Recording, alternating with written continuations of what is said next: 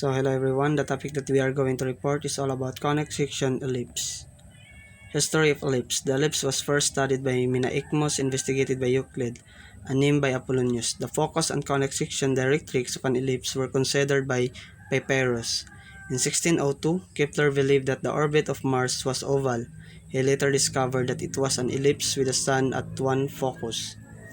So this is the meaning of conic section and ellipse. So in mathematics, an ellipse is a plane curve surrounding two focal points, such that for all points on the curve, the sum of the two distances to the focal points is a constant. As such, it generalizes a circle, which is the special type of ellipse in which the two focal points are the same. So this is the image of ellipse. So in this image, we see the co-vertex, semi-minor axis, center, the vertex, focus, linear eccentricity, and semi-major axis. So the properties of ellipse in x-axis and y-axis. So equation, center, semi-major axis, semi-minor axis, vertices, foci, directrices, focal chord length, eccentricity.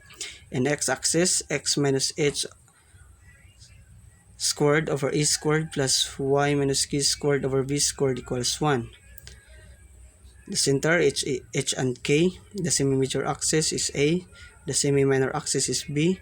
The vertices is the quantity of h, positive, negative, a, and k. The foci is the quantity of h, positive, negative, a over a and k.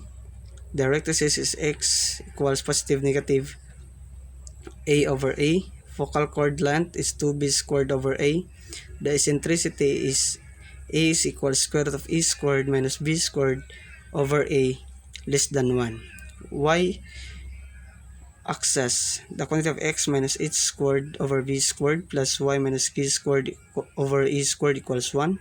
The center is h and k. The semi-major axis is a. The semi-minor axis is b. The vertices is h and k, positive and negative a. The foci is h and k, positive, negative, a, and a. Y equals k, positive, negative, a over a. Focal chord length is 2b squared over a. The eccentricity is a is equals to square root of a squared minus b squared over a less than 1. Standard equation of an ellipse. So this is the formula: x squared over e squared positive y squared plus b squared y plus y squared over b squared equals 1, and x squared over b squared plus y squared over e squared equals 1. The equation of an ellipse is simplest if the center of the ellipse is at the origin and the foci are on the x-axis or y-axis. So ellipses, to convert equation from general to standard. So 4x squared plus y squared minus 8x plus 4y minus 8 is equals to 0. 4x squared minus 8x plus y squared plus 4y equals 8. 4x squared minus 8x plus y squared plus 4y equals 8. So by using perfect square trinomial, so 4x equals to x squared minus 2x plus 1 plus y squared plus 4y plus 4 is equals to 8 plus 4 plus 4y. Y 8 plus 4 and plus 4, so 4 times 1 is equals to 4 and plus 4. So if you add in the left side, you can add into the right side. So 4 times x squared minus 2x plus 1 plus y squared plus 4y plus 4. So 8 plus 4 plus 4 is equals to 16. So 4 factor out by x squared minus 2x plus 1. So 4 quantity of x minus 1 times x minus 1 plus factor out y squared plus 4y plus 4 equals 16. So quantity of y plus 2 times y plus 2 is equals to 16. So 4 quantity of x minus 1 squared by using binomial equation plus the quantity of y plus 2 squared equals 16. So 4 the quantity of x minus 1 squared over 16 plus y plus 2 squared over 16 is equals to 16 over 16.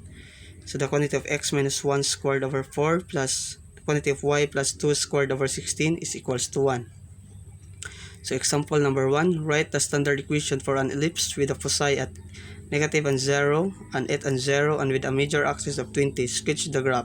Length of major axis is 2a. So 2a is equals to 20. So a is equals to 10. A squared minus b squared equals c squared. 10 squared minus b squared equals 8 squared. B squared is equals to 100 minus 64. B squared is equals to 36. So b is equals to 6. So the equation is x squared over 100 plus y squared over 36 it is equals to 1. So this is the graph of this example. Example number 2, finding an equation of an ellipse. Finding the equation of the ellipse given that foci are negative 2 and 0 and 2 and 0, y-intercept is negative 3 and 3. So major axis must be horizontal since the foci are on the major axis. Center is 0 and 0. C is equals to 2 and b is equals to 3. C squared equals e squared minus b squared. 4 is equals to e squared minus 9. E squared equals 13. E squared is equals to 13.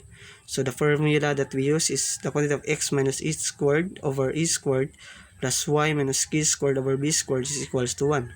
So the equation of this example is x squared over 13 plus y squared over 9 equals 1. So finding the general form of the ellipse.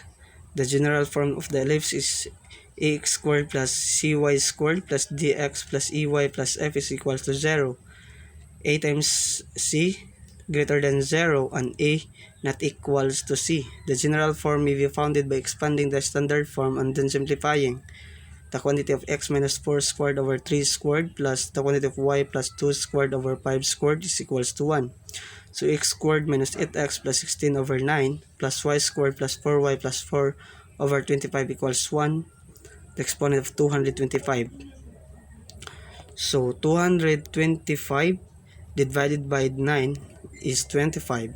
225 divided by 25 is equals to 9. So that's why 25, the quantity of x squared minus 8x plus 16 plus 9, the quantity of y squared plus 4y plus 4 is equals to 225.